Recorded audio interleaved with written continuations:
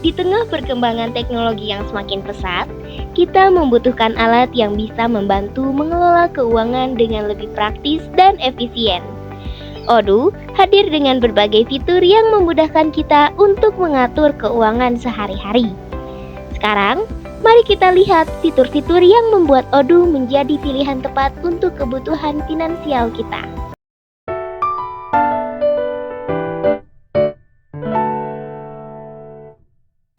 Pertama-tama, mari kita mengenal beberapa bagian aplikasi yang tersedia. Di sini terdapat berbagai macam aplikasi, antara lain website, penjualan, pengoperasian, manufaktur, marketing, sumber daya manusia, dan juga penjualan. Ternyata, masing-masing dari aplikasi tersebut memiliki fitur tambahan di bawahnya yang dapat mendukung kebutuhan operasional yang lebih spesifik. Yang pertama ada website. Nah, jadi di website ini itu tersedia website. Fitur ini memungkinkan pengguna membuat website tanpa memerlukan keahlian teknik khusus. Misalnya, seorang pemilik restoran bisa menggunakan Odoo untuk membuat website dengan tampilan menu, informasi lokasi, dan fitur reservasi online. Dengan editor drag and drop, pengguna bisa menambahkan gambar, teks, atau video dengan mudah. Contoh lainnya, jika kamu punya bisnis portofolio fotografi, kamu bisa membuat halaman khusus untuk menampilkan galeri foto dan testimoni klien. Lanjut, yang kedua ada e-commerce. Fitur ini memudahkan untuk membuat toko online. Misalnya, kamu punya toko pakaian dan ingin menjual produk secara online. Dengan fitur e-commerce ini, kamu bisa membuat katalog produk yang menampilkan berbagai jenis pakaian lengkap dengan harga, deskripsi, dan juga opsi ukuran. Selain itu, kamu bisa menerima pembayaran langsung melalui transfer bank atau dompet digital. Misalnya, jika ada pelanggan yang memesan baju, kamu bisa langsung melihat detail pesanan, memprosesnya, hingga mengirimkan notifikasi pengiriman kepada pelanggan. Lalu yang ketiga ada e-learning. Ini berguna untuk membuat platform kursus online. Misalnya, kamu adalah pelatih yoga yang ingin menyediakan kelas online. Dengan fitur e-learning dari Odoo, kamu bisa membuat kursus yang berisi video latihan, kuis, dan dokumen panduan. Jadi, peserta dapat mendaftar dan mengikuti kursus serta menerima sertifikat setelah menyelesaikan semua materi. Contoh lainnya, sebuah sekolah bisa menggunakan e-learning untuk membuat sistem pembelajaran jarak jauh, di mana murid bisa mengikuti pembelajaran dan mengumpulkan tugas secara online. Lalu yang keempat ada live chat. Fitur ini memungkinkan kamu berinteraksi langsung dengan pengunjung website. Misalnya, kamu memiliki toko online dan ingin memberikan layanan pelanggan secara real time. Ketika ada pengunjung yang ingin bertanya tentang stok produk, mereka bisa langsung membuka fitur live chat di website. Begitu juga dengan kamu bisa menjawab pertanyaan mereka secara langsung. Contoh lainnya, sebuah perusahaan jasa bisa menggunakan live chat untuk membantu pelanggan yang mengalami masalah teknis dengan produk mereka. Nah, jadi bisa disimpulkan nih, semua fitur ini itu saling terintegrasi. Misalnya, saat ada pelanggan yang menanyakan produk melalui live chat, kamu juga bisa langsung merujuk ke katalog e-commerce dan membantu mereka melakukan pembelian di saat yang sama. Lalu yang kedua, kita masuk ke fitur penjualan. Beberapa fitur di bawahnya, yang pertama itu ada CRM atau Customer Relationship Management.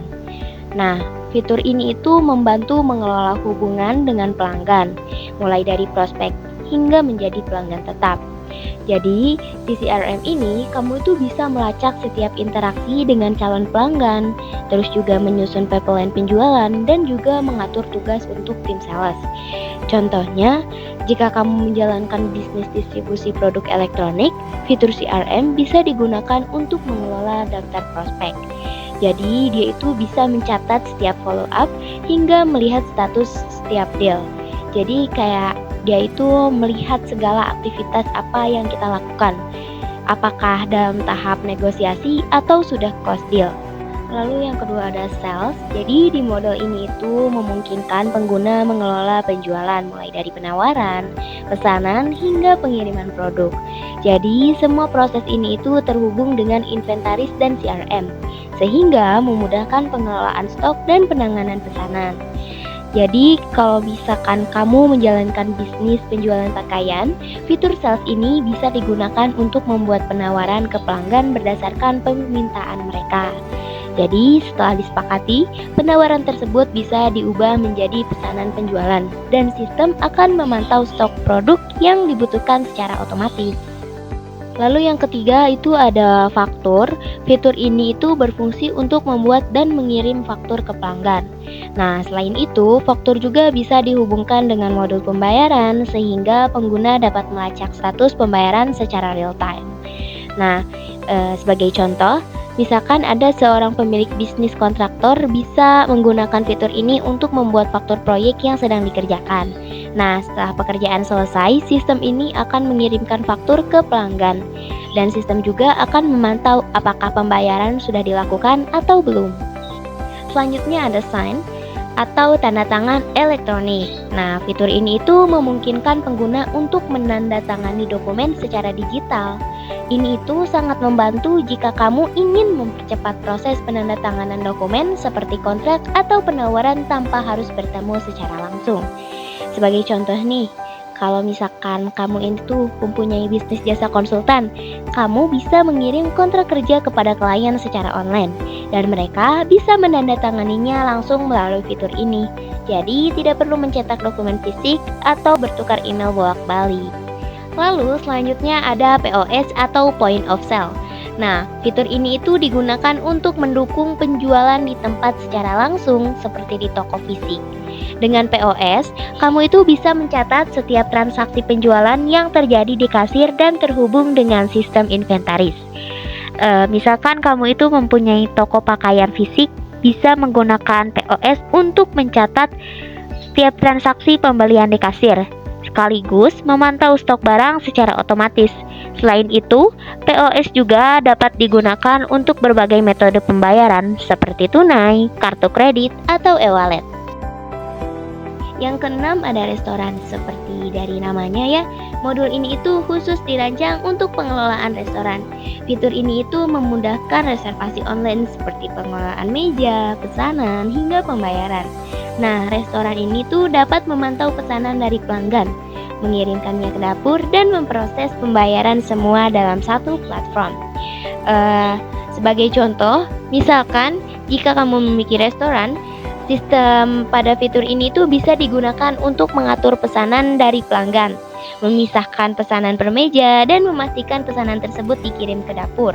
Selain itu, sistem juga bisa memantau stok bahan makanan dan minumannya yang digunakan setiap bulannya oleh restoran. Selanjutnya ada langganan. Fitur ini berguna untuk bisnis yang menawarkan layanan berlangganan. Dengan modul ini, pengguna dapat mengelola pelanggan yang berlangganan, membuat tagihan otomatis, dan juga dapat memantau pembayaran per bulan. Lalu ada rental. Modul ini mendukung bisnis penyewaan mulai dari pengelolaan barang yang disewakan, membuat kontrak sewa, hingga penagihan.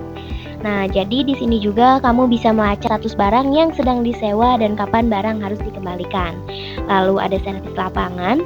Jadi di modul ini itu membantu mengelola bisnis yang memerlukan tim untuk bekerja di luar kantor, seperti teknisi yang memerlukan instalasi atau perbaikan di lokasi pelanggan. Fitur ini mendukung penjadwalan pengiriman tugas dan pelaporan dari pelanggan.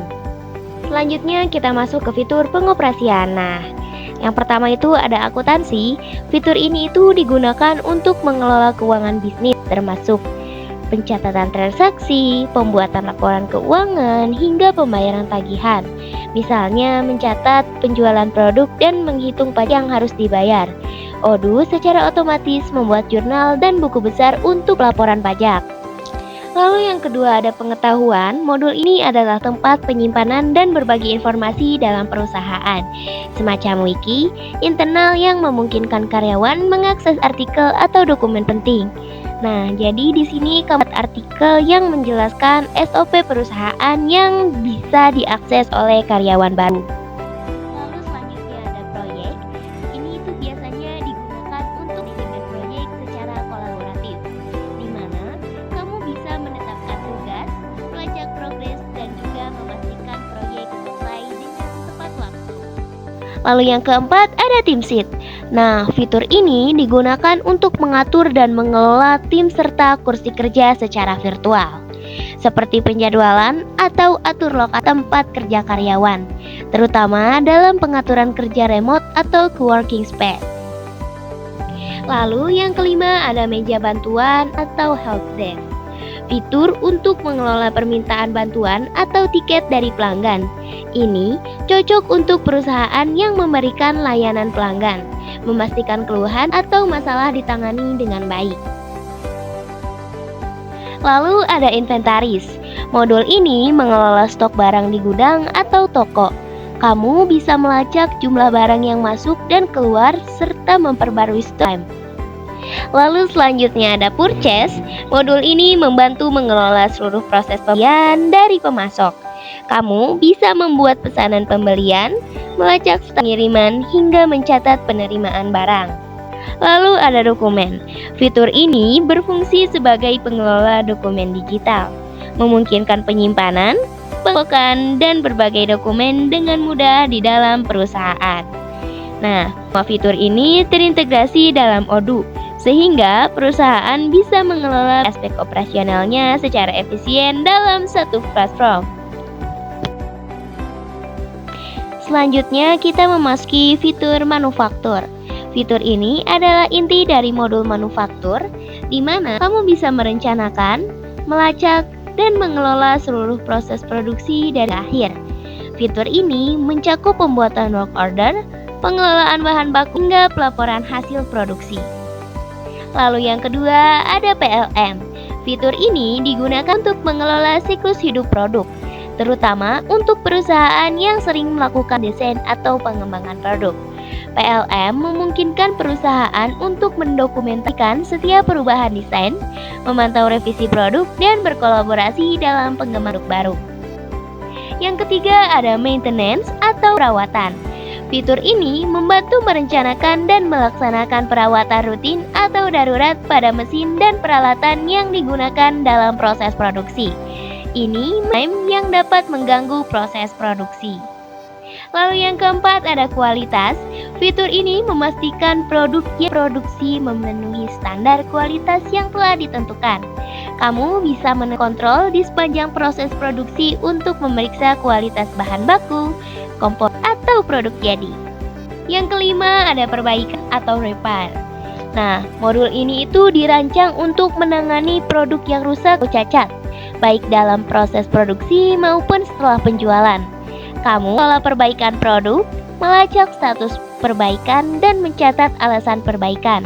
Jadi, di setiap fitur Odoo termasuk PLM sangat berguna yang bergerak dalam produksi atau manufaktur, karena memastikan kelancaran proses, dokumentasi perubahan produk, dan kualitas produk. Lalu yang ketiga ada marketing. Yang pertama ini ada email marketing. Fitur ini memungkinkan kamu membuat dan mengirim saran melalui email kepada pelanggan atau calon pelanggan. Kamu bisa membuat email yang dirancang dengan template menarik, menargetkan pada segmen tertentu, dan fitur ini digunakan untuk mengirim pesan pemasaran melalui SMS langsung ke ponsel pelanggan. SMS marketing untuk pesan singkat dan penting, terutama untuk penawaran waktu terbatas acara. Lalu yang ketiga ada otomatisasi marketing. Jadi fitur ini itu memungkinkan kamu untuk mengotomatisasi proses dengan pembuat alur kerja yang dapat dipersonalisasi. Kamu otomatisasi untuk email, SMS, atau kampanye lain berdasarkan perilaku seperti tindakan di situs web atau riwayat pembelian. Yang keempat ada acara. Dirancang untuk mengelola acara, baik offline maupun online, termasuk konferensi, seminar, atau webinar. Kamu bisa menggunakan fitur ini untuk mempromosikan dan melacak pendaftaran peserta. Fitur ini memungkinkan kamu membuat dan mengirimkan survei ke pelanggan atau karyawan untuk mengumpulkan umpan balik atau data. Survei dapat mencakup berbagai pertanyaan dan digunakan untuk tujuan seperti kepuasan pelanggan atau riset pasar. Yang keenam ada social marketing. Ini memungkinkan kamu mengelola dan menjalankan kampanye pemasaran melalui media sosial seperti Facebook, Twitter, atau langsung dari Odoo. Kamu bisa menjadwalkan posting, memantau interaksi, baca kinerja kampanye sosial media. Lalu yang terakhir ada appointment. Fitur ini itu membantu dalam mengatur temu dengan pelanggan, memungkinkan mereka untuk memilih waktu untuk bertemu atau berkonsultasi. Biasanya digunakan oleh bisnis layanan konsultasi, perawatan, atau layanan lainnya.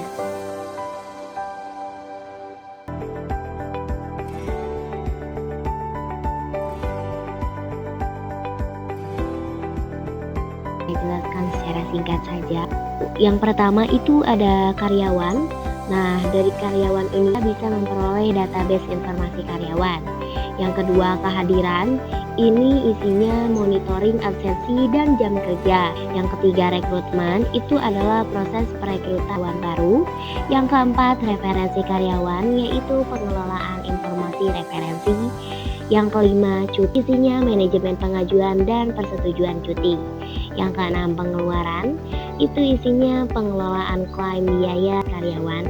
Yang ketujuh, planning. Isinya perencanaan jadwal dan kebutuhan sumber daya manusia. Yang kedelapan, appraisal. Itu isinya penilaian kinerja karyawan. Yang kesembilan, armada. Isinya manajemen kendaraan perusahaan. Yang ke-10, approve. Itu adalah pengelolaan permintaan persetujuan. Dan yang terakhir adalah makan siang. Isinya pengaturan pesanan dan subsidi makan siang. Nah, fitur ini bertujuan untuk meningkatkan efisiensi dan organisasi dalam pengelolaan sumber daya manusia.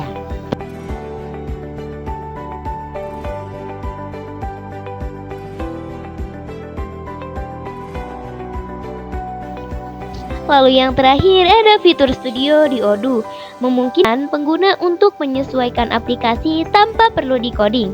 Bisa menambah file, mengubah tampilan, dan membuat laporan sesuai dengan kebutuhan mereka. Demikian penjelasan mengenai fitur Odoo. Semoga informasi yang saya sampaikan bermanfaat dan membantu dalam memahami dapat meningkatkan efisiensi dan organisasi dalam perusahaan. Atas perhatiannya, sampai jumpa di video selanjutnya.